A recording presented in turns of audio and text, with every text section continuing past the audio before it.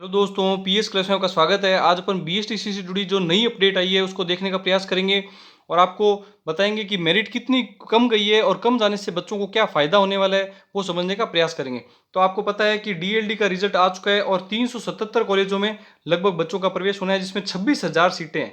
26,000 सीटों में संस्कृत की भी सीटें हैं और साथ ही साथ सामान्य जो पेपर होते हैं उसकी भी सीटें हैं। तो इसमें किसको फ़ायदा होने वाला है वो देखिएगा।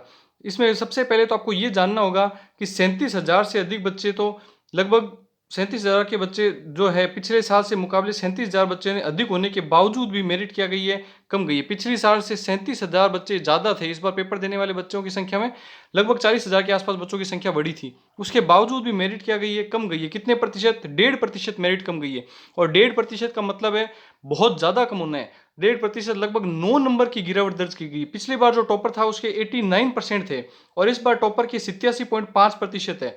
तो मतलब 9 अंकों की गिरावट दर्ज की गई है। और आपको भी पता है कि कंपटीशन एग्जाम वाले जो पेपर होते हैं उनमें एक एक नंबर पे सीटों की कितनी मतलब भागदौड़ होती है और कितना कंपटीशन टफ रहता है। तो इस बार 9 नंबर कम रहना मतलब काफ़ी ज़्यादा कम रही है। इसका मतलब पेपर का लेवल थोड़ा हाई था। तो आपको डरने की बिल्कुल भी ज़रूरत नहीं है। अगर किसी भी बच्चे के नंबर कम आए हैं तो आप ये खुद सोच सकते हैं कि मेरिट इतनी हाई थी कि जो टॉपर था उसके भी 9 नंबर की गिरावट दर्ज की गई है। इससे आपको निराश होने की आवश्यकता नहीं है और कम नंबर वाले बच्चों का भी सिलेक्शन होने के ज़्यादा चांसेस बन रहे हैं।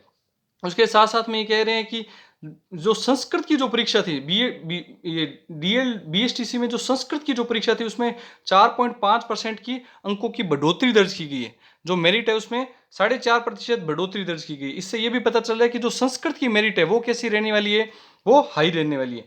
और आपको भी पता है कि 600 नंबर का पेपर होता था, जिसमें से पिछली बार वाले बच्चे जो हाईएस्ट था उसके 534 है और इस बार वाले बच्चे के 525 नंबर, टॉपर के भी 525 नंबर है। तो मेरिट इस बार कम रही है सामान्य वालों की। और साथ ही साथ जो संस्कृत वाले हैं उनकी मेरिट में 4.5% का बढ़ोतरी की गई है। लगभग 27 नंबरों की बढ़ोतरी, ये भी बहुत ज़्यादा होती है।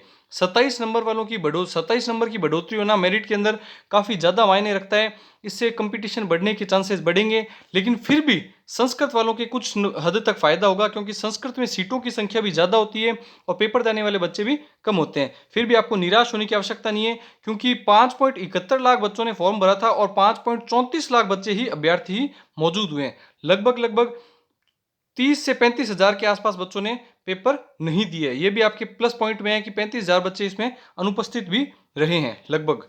उसके बाद देखते हैं अपन इससे जुड़ी नेक्स्ट अपडेट। सामान्य में 5.45 लाख और संस्कृत में 25,000 अभ्यर्थी शामिल हुए। सामान्य जो बीएसटीसी का पेपर था उसमें लगभग 5.5 लाख के आसपास बच्चे शामिल हुए थे, जिसमें से और उसके अलावा संस्कृत वाले में 25,000 अभ्यर्थी शामिल हुए थे, जिसमें 5.45 लाख में से जो शामिल हुए थे उनके अलावा इसमें 25,000 जो उपस्थित हुए, जिसमें दोनों की उपस्थिति लगभग 92% रही थी। मतलब दोनों में 8-8% के आसपास में बच्चे मौजूद नहीं रहे थे। जो अपन देख चुके हैं लगभग 34-35,000 के आसपास बच्चे जो अनुपस्थित थे उनकी संख्या यही है। उसके बाद में इससे संबंधित जो आवेदन की प्रक्रिया है वो भी बहुत जल्द शुरू होने वाली है। तो आप कोई भी भूल ना करें और जल्द से जल्द अपना आवेदन करें। अगर आपका आवेदन में नंबर नहीं आता है तो आपको चिंता करने की बिल्कुल भी आवश्यकता नहीं है। काउंसलिंग में अगर आपका नंबर नहीं आ रहा है तो आपको वापस से रिटर्न कर दिया जाएगा। जो आपका पेमेंट लिया गया है वो ऑनलाइन वापस आपके खाते में जमा करवा दिया जाएगा। और डीएलएडी का नया सेशन नवंबर में शुरू करने की बात कही जा रही है। बीएसटीसी के कॉलेज आवंटन के पश्चात बच्चों को नवंबर से आपका कोर्स, रेगुलर कोर्स जो कॉलेज के अंदर शुरू किया जाएगा वो शुरू करवा दिया जाएगा और अक्टूबर के पहले सप्ताह में ही पंजीयक शिक्षा विभाग के द्वारा इसकी काउंसलिंग करवाने की प्रक्रिया शुरू की जाने की संभावना पूरी पूरी है। और साथ ही साथ नवंबर से पहले पहले नवंबर के आसपास में कोर्स शुरू होने की भी पूरी पूरी संभावना है। तो जिस भी बच्चे के पास, जिस भी बच्चा कोई भी कैटेगरी से हो जो 350 के आसपास नंबर लेके बैठा है उसको काउंसलिंग में जरूर भरवाना चाहिए। बहुत ज़्यादा संभावनाएं हैं। वैसे तो देखो सीटों की संख्या है 25,000 ही।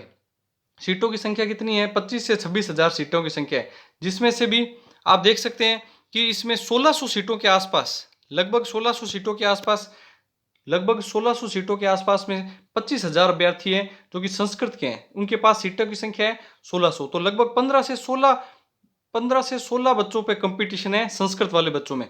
तो ये संख्या सामान्य की बजाय थोड़े कम है। और सामान्य में संख्या है 5.35 हजार के आसपास बच्चे हैं उपस्थित। लगभग 5.5 लाख मान के चलते अपन। और जिसमें अपने पास सीटों की संख्या है 24,500 के आसपास, 24,500 के आसपास सीट में सीटों की संख्या है। तो इसमें 22 से 24 सीटों के आसपास में एक सीट पर फाइट है। तो आप खुद सोच सकते हैं कि संस्कृत वालों को कुछ इसमें कुछ हद तक फायदा है कि वहाँ पे कंपटीशन 15 से 16 सीटों के ऊपर ही है। तो ये संस्कृत वालों को बच्चों को फायदा होगा। बाकी घबराने की कोई जरूरत नहीं है। सामान्य वालों की वजह से मेरिट भी कम गई है इस बार, 1.5% के आसपास में मेरिट कम गई है। तो आपको इसलिए घबराने की आवश्यकता भी नहीं है, क्योंकि पेपर का लेवल थोड़ा टफ था। तो इसलिए आपको बिल्कुल भी बिना घबराए काउंसलिंग करवानी चाहिए। और 350 के आसपास जिस भी बच्चे के बने, 350 के आसपास प्लस में या फिर 5-7 नंबर माइनस में, और जिसके भी बन रहे हैं, वैसे तो 370 वाला और 380 वाला तो काफ़ी ज़्यादा सेफ महसूस कर सकता है, क्योंकि इस बार मेरिट कम गई है। लेकिन 350 के आसपास वाले सभी बच्चों को काउंसलिंग जरूर करवानी चाहिए। उसके बाद में जो भी काउंसलिंग की प्रक्रिया होगी, आगे जो भी अपडेट होगी, मैं आपको देता रहूँगा। चैनल के साथ बने रहिए। Thank you.